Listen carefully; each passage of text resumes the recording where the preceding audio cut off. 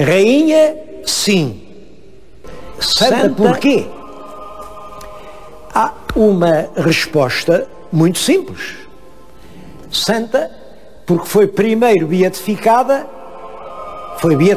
pelo Papa Leão X, por pedido que lhe fez o nosso rei Dom Manuel, isto foi em 1515, e depois foi canonizada pelo Papa Urbano VIII no tempo foi em 1625, portanto reinava em Portugal Filipe III, terceiro em Portugal, quarto em Espanha, como sabem. Portanto, santa porque foi canonizada. Mas eu acho que uma resposta dessas só ilude o problema. Porque é que só a Rainha Santa Isabel é que mereceu a honra de ser canonizada?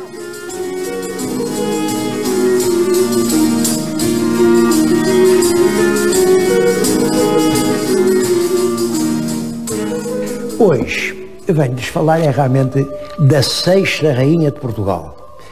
A Rainha Isabel de Aragão casou com o rei Dom Dinis e que ficou profundamente... A Rainha Isabel de Aragão era filha de um rei do Aragão, do rei Pedro III, e neta de um outro grande rei de Aragão, Jaime I Conquistador. A rainha nasceu, a data penso que seria 1270, e eu não sei onde, porque há duas teses, há quem diga que foi em Saragoça e há quem diga que não, que foi em Barcelona. Isto por uma razão muito simples, é porque ela era filha de uma princesa reinante e a corte umas vezes estava em Saragoça, outras vezes estava em Barcelona. Bom, ela casou com o nosso rei Dom Dinis. Ela nunca foi monja, mas é verdade que depois de morrer o rei, o Dom Dinis, ela prometeu andar sempre vestida com o hábito das freiras de Santa Clara. Embora mantivesse toda a sua liberdade de movimentos, nunca aceitou os votos da clausura, mas era assim que ela andava vestida. Bom, o que ela um dia passou por Santarém e quis visitar o túmulo da Santa Iria, como todos sabem, está no meio do Tejo. Bom, chegou à margem, chegou à praia, não havia ali um barqueiro, e o que é que fez o Tejo? O rio Tejo abriu-se de lado a lado, e no meio ficou uma estrada seca, por onde a nossa rainha foi até ao túmulo da Santa Iria. Como sabem, esta história é a história da travessia do Mar Vermelho, é uma história do Antigo Testamento que foi propositada à Rainha Santa Isabel. Mas muitas outras histórias foram propositadas à nossa Rainha Santa. Vou-lhes falar da mais famosa de todas. Nenhuma é tão famosa como o Milagre das Rosas. A rainha andava a fazer lá umas obras no Paço e chegou o dia em que ela entendeu que devia pagar aos trabalhadores. E para isso ia com uma abada de moedas de ouro. Quando o rei viu aquilo, ora, o rei achava que não era preciso pagar aos trabalhadores. Nessa altura, toda a gente tinha a obrigação de trabalhar de graça para o rei. Era isso que chamava a nuduva. Bom, portanto, aquelas moedas de ouro, o rei indignado disse-lhe: Isabel, o que levas tu aí no regaço? Bom, a rainha sentiu-se apanhada e disse-lhe: são rosas, senhor. Abriu o manto e realmente apareceram as rosas. Essa história que depois aplicaram à nossa Santa Isabel está aqui representada neste quadro. Por sinal, este quadro é o mais antigo retrato pintado que temos da Rainha Santa Isabel. Isto é cerca de 1530, portanto, perto de 200 anos depois da morte. É já um retrato do Renascimento, é uma rainha inteiramente imaginada, já com o Milagre das Rosas, já então se acreditava nisso.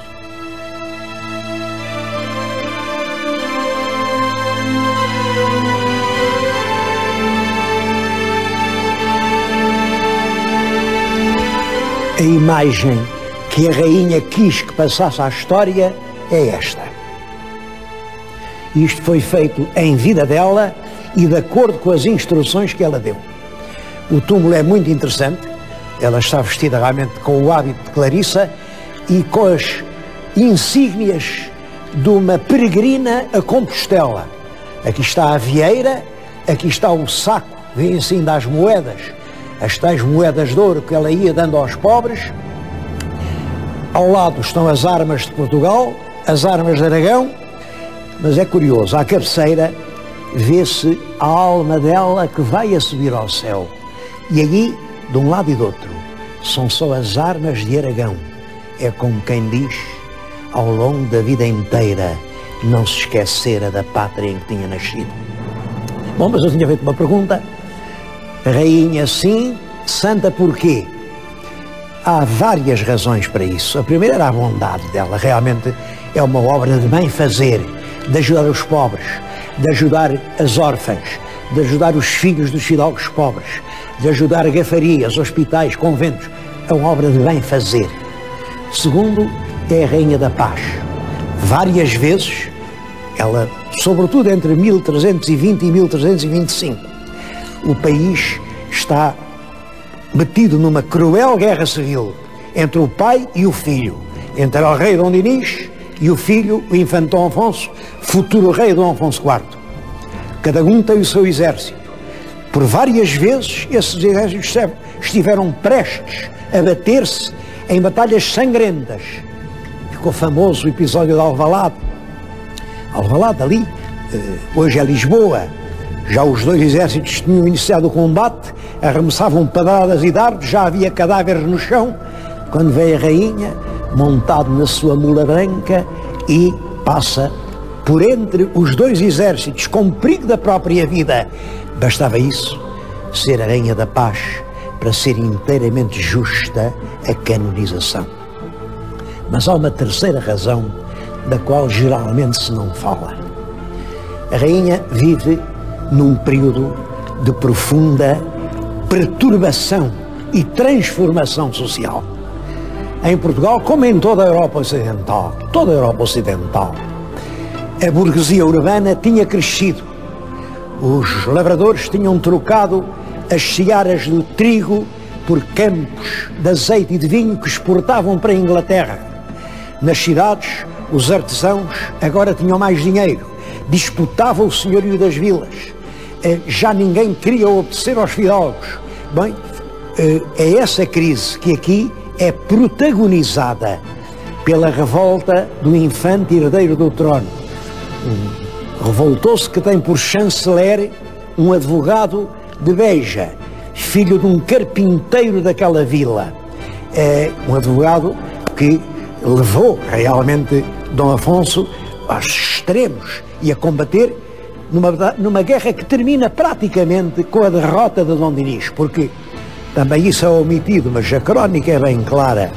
No último encontro foram contar as lanças, encontraram 40 lanças do lado del rei Dom Dinis, 300 do lado do príncipe revoltado. E a rainha está do lado do príncipe revoltado. O lado do príncipe revoltado representava o futuro. Por isso, com o novo reinado, começa uma época completamente diferente. As cortes passam agora a reunir-se praticamente todos os anos. Há muitas medidas curiosas. O rei proíbe os namoros da corte. Acabam subitamente os trovadores. Dom Dinis tinha sido um príncipe dos poetas, pois a poesia parece que emudeceu.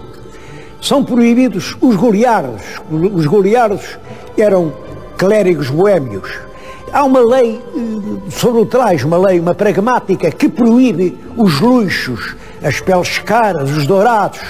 Todo o país entra num novo tipo de vida. Tudo isso são medidas que representam o triunfo da causa burguesa.